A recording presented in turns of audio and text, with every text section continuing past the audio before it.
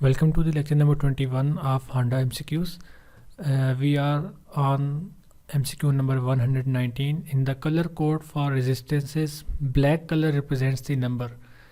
ठीक है, ये हमारे पास एक सीक्वेंस होती है जिसको मैंने तो इस तरह याद किया हुआ है कि B B Roy G B V G W. ठीक है, आपके अपने अपने कन्वेंशन होगी इसको याद करने की.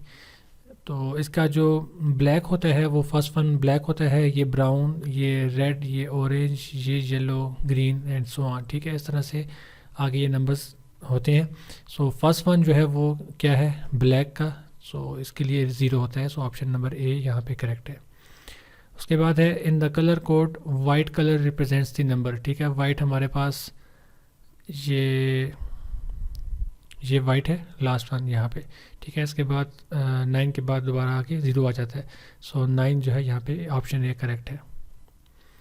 In the colour code number 3 is represented by. ठीक है, 0 1 2 3 3 ऑरेंज होता है यहाँ पे. सो ऑप्शन बी यहाँ पे करेक्ट है. The condition for validity under Ohm's law is. ठीक है, वैलिडिटी हमारी जो है वो ओम्स लॉ की यही है कि हमारे पास जो रेजिस्टेंस है वो यूनिफॉर्म होना चाहिए, तभी आपके पास जो वोल्टेज होगी वो करंट के डायरेक्टली प्रोपोर्शनल होगी. अगर हमारा रेजिस्टेंस चेंज हो रहा होगा, जैसा कि हमने शुरू के एमसीक्यूज़ में डिस्कस किया था कि हमारे पास जो बल्ब होता है उसमें हमारे पास रेजिस्टेंस जो है वो यूनिफॉर्म नहीं होता. यही वजह है कि बल्ब के लिए हमारे पास जो ओम्स लॉ है वो ओबे नहीं कर रहा होता. वोल्टेज को इंक्रीज़ करने से हमारे पास जो करंट है वो इंक्रीज़ नहीं कर रहा होता बल्कि वो डिक्रीज़ कर रहा होता है. ठीक है, सो ये पॉइंट्स आपके बेसिक कंसेप्ट आपके क्लियर होने चाहिए. अच्छा, in which of the figure the relationship between voltage V and current I is in accordance with the Ohm's law. अब ओम्स लॉ के अकॉर्डिंग अगर हम बात करें तो यहाँ पे देखें, ये जो हमारे पास जो ग्राफ है ये स्ट्रेट लाइन तो है लेकिन हमारे पास ये लीनियर नहीं है. ठीक है, लीनियर के लिए हमारे पास दो कंडीशन होती हैं. एक तो ये कि हमारे पास स्ट्रेट लाइन हो, दूसरा ये है कि must passes through the origin. ठीक है, ओरिजिन से पास होना मस्ट है.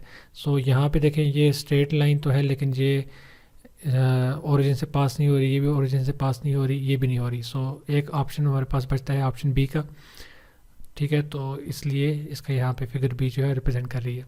मज़ीद थोड़ी सी डिटेल आपको बता दूँ कि ओरिजिन का क्यों कहा जाता है. कि अगर लेट से मैं कहता हूँ कि कुछ टाइम के लिए कि हमारे पास ये वाली कंडीशन जो है वो ओम्स लॉ की ठीक है कि वोल्टेज हम इंक्रीज़ कर रहे हैं तो करंट भी इंक्रीज़ हो रहा है, लेकिन एक टाइम ऐसा है जैसे V = 0, जब हम वोल्टेज प्रोवाइड नहीं कर रहे उस टाइम पे हमारे पास करंट की वैल्यू 0 नहीं है.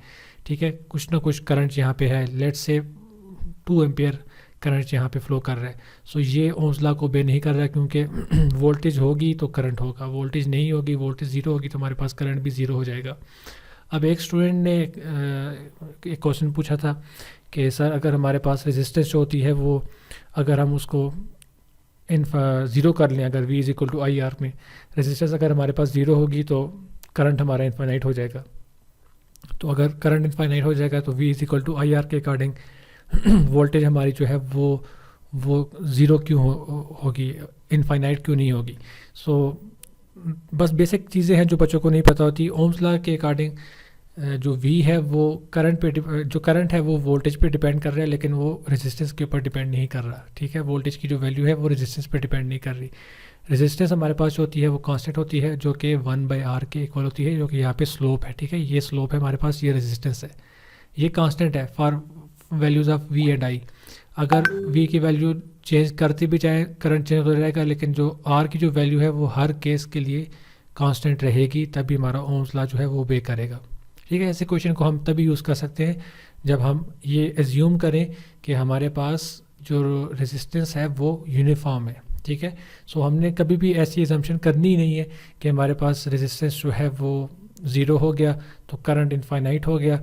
अगर करंट इनफाइनाइट हो गया तो वोल्टेज कैसे इनफाइनाइट नहीं हो रही है, वोल्टेज कैसे 0 हो रही है. ठीक है, सो ऐसे एजम्पशन हमने नहीं करनी. उसके बाद है production of heat due to current is related by. ठीक है, हीट H = I²RT होता है, जॉल्स लॉ उसका स्टेटमेंट है. ऑप्शन बी यहाँ पे करेक्ट है. A fix resistance R is connected across a DC voltage source if the voltage is gradually and uniformly increased. The relationship between voltage and resistance is correctly represented in which group. ठीक है, यहाँ पे देखें वो ये कह रहा है कि हमारे पास वोल्टेज हमने क्या की, इंक्रीज़ की, तो रेजिस्टेंस हमारे पास क्या हुई, वो भी चेंज हो रही है। ठीक है, तो वोल्टेज के साथ साथ रेजिस्टेंस भी चेंज हो रही है यहाँ पे। तो ये तो बात तो क्लियर है कि यहाँ पे ये हमारे पास जो रिलेशन है ये ओम्स लॉ का नहीं होगा। ठीक है, लेकिन जिस रिलेशन के अकॉर्डिंग ये इंक्रीज़ हो रही है वोल्टेज, उसी रिलेशन के साथ ये हमारे पास रेजिस्टेंस भी इंक्रीज़ हो रही है।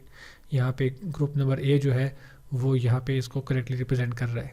ठीक है, यहाँ पे हम करंट को डिस्कस नहीं कर रहे। उसके बाद the maximum power that can be distributed in the load in the circuit shown in figure. ठीक है, यहाँ पे मैक्सिमम पावर ट्रांसफ़र थ्योरम के अकॉर्डिंग हमने इसको सॉल्व करना है।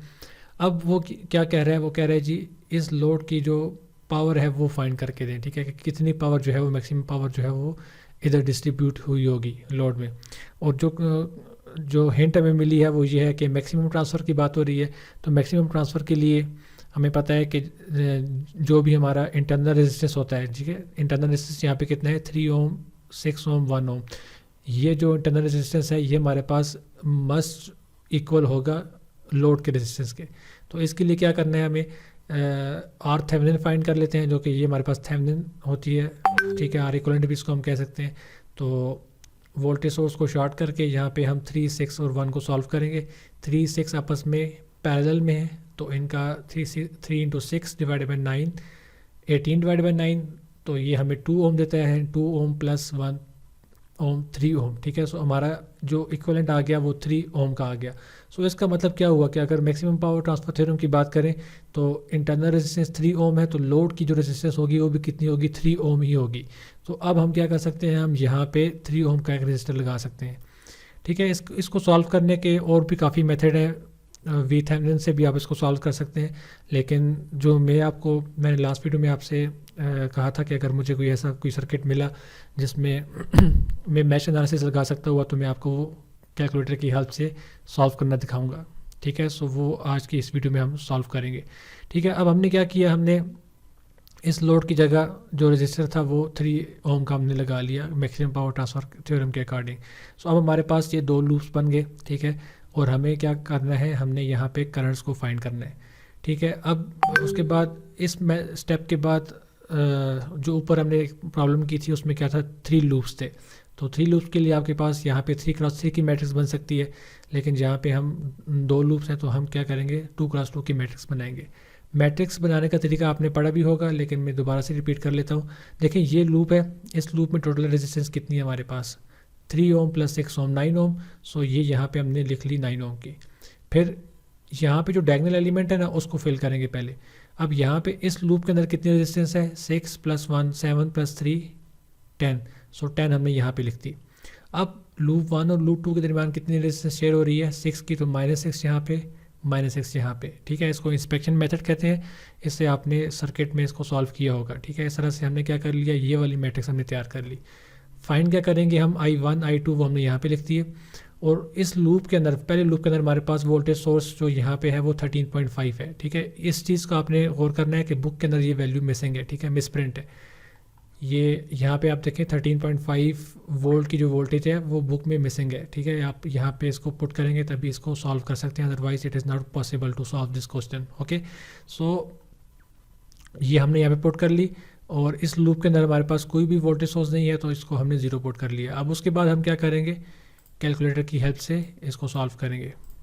सबसे पहले आपने जाना है मॉड में आप जाएं और ये 5 जो है इक्वेशंस का, इसको 5 प्रेस कर लें। इक्वेशंस, ये 2 इक्वेशंस है हमारे पास, इनको हम सॉल्व करना चाह रहे हैं।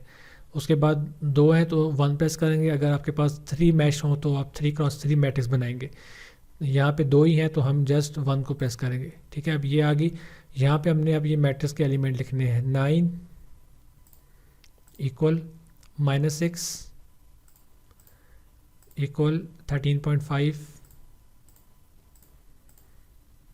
Equal -6 equal 10। ठीक है, यहाँ पे 0 है, सो 0। तो ये हमारे पास जो x की वैल्यू है, एक्चुअली I1 की वैल्यू है, कितनी है, I1 की वैल्यू 2.5 और I2 की जो वैल्यू है वो कितनी है 3/2 विच इज़ एक्चुअली 1.5। ठीक है, हमें I2 ही फाइंड करना था और I2 फाइंड करने की वजह क्या थी कि अच्छा मैं यहाँ पे इस वैल्यू को लिख लेता हूँ, I2 इज इक्वल टू 1.5। अब I2 हमने क्यों फाइंड किया, क्योंकि हमने यहाँ पे जो लोड है इसकी जो पावर है वो फाइंड करनी है। ठीक है, और पावर फाइंड करने के लिए हमें पता है P is equal to I square R होता है। अगर ये हमें I मिल जाता है तो R की वैल्यू हमने पहले से फाइंड की हुई है 3 ओम की, तो I हमने फाइंड कर लिया with the help of mesh analysis. So I हमारे पास आ गया 1.5। सो 1.5 का square into R of L is 3। So आप इन दोनों को मल्टीप्लाई करें, मल्टीप्लाई करने के बाद आपके पास 6.75 वाट्स जो है वो आंसर आ जाएगा। ठीक है, so option C is correct. I hope कि आपको mesh analysis with the help of calculator solve करना आ गया होगा। अच्छा, a variable resistor R is connected across a source of voltage. If the value of the resistance is gradually varied, the relation between I and R will be। ये क्या कह रहा है, वो कह रहा है जी ये जो रेजिस्टेंस है ये एक्चुअली जो ग्राफ है ये आपके पास बल्ब के होंगे कि जैसे जैसे आपके पास रेजिस्टेंस इंक्रीज़ कर रही है, देखिए इस तरफ रेजिस्टेंस इंक्रीज़ कर रही है, आपके पास करंट जो है वो भी डिक्रीज़ कर रहा है। एक्स एक्सिस के में आपके पास रेजिस्टेंस है और वाई एक्सिस पे आपके पास करंट है। तो I is equal to V/R होता है, मतलब कि करंट जो है वो इन्वर्सली प्रोपोर्शनल है रेजिस्टेंस के। जितनी रेजिस्टेंस की वैल्यू हम बढ़ाएंगे हमारे पास करंट उतना कम होगा। ठीक है, करंट की वैल्यू कम हो रही है। सो यहाँ पे ग्राफ भी जो है, फिगर भी जो है वो इस रिलेशन को रिप्रेजेंट कर रही है। उसके बाद है 1 kilo ohm 1 watt resistor can safely pass a current of. ठीक है, रेजिस्टर गिवन है 1 किलो ओम का और 1 वाट पावर गिवन है। So I is equal to P is equal to I square R होता है। यहाँ से I को हम सेपरेट कर लेंगे तो I is equal to square root of P/R हो जाएगा। इसको आप सॉल्व करें, P की वैल्यू भी गिवन है, R की भी गिवन है। ये आता है हमारे पास 31 मिली एम्पियर। ठीक है, 31 के जो नज़दीक तरीन आंसर है वो ऑप्शन ए है, 30 मिली एम्पियर। ठीक है, सो ऑप्शन ए यहाँ पे करेक्ट है। उसके बाद है the resistance to the flow of electric current through a copper wire. ठीक है, रेजिस्टेंस जो है वो कॉपर वायर में जो है वो किस पे डिपेंड करता है। ठीक है, increase as the length of wire decrease. आर जो हमारे पास होता है रेजिस्टेंस वो ρL/A के इक्वल होता है। ठीक है, लेंथ के साथ लेंथ को इंक्रीज़ करेंगे तो रेजिस्टेंस हमारी इंक्रीज़ करेगी और एरिया को इंक्रीज़ करेंगे तो रेजिस्टेंस हमारी डिक्रीज़ करेगी। अब देख लेते हैं यहाँ पे कौन से ऑप्शन गिवन है। Increase as the length of the wire decrease. ठीक है, ये गलत हो गया क्योंकि ये इन्वर्स रिलेशन बता रहे हैं। Decrease as the diameter of the wire decrease. ठीक है, डायमीटर के साथ भी इसका इन्वर्स रिलेशन है, इसका मतलब है कि ये ऑप्शन भी गलत है।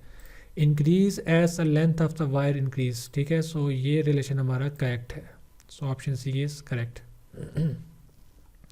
For the same voltage the ratio resistance of 100 watt lamp resistance of 25 watt lamp is. ठीक है, रेशो फाइंड करना है इन इसका 100 वाट लैम्प और 25 वाट लैम्प का। सो R2/R1 का जो रेशो हो जाएगा 25/100। सो 1/4 करेक्ट ऑप्शन है आपका D. The voltage drop across a resistor of 100 ohm is 10 volt. The voltage of the resistor must be. ठीक है, ये बहुत ज़्यादा आपने यूज़ किया formula P is equal to V²/R। V भी गिवन है, ये V गिवन है, ये R गिवन है। ठीक है, तो अब यहाँ से हम पावर फाइंड कर सकते हैं। यहाँ पे आ जाएगी 1 वाट की। सिंपल कैलकुलेशन है, आप इसको सॉल्व कर लें, इजीली हो जाएगा। इस क्वेश्चन को हम नेक्स्ट वीडियो में डिस्कस करेंगे।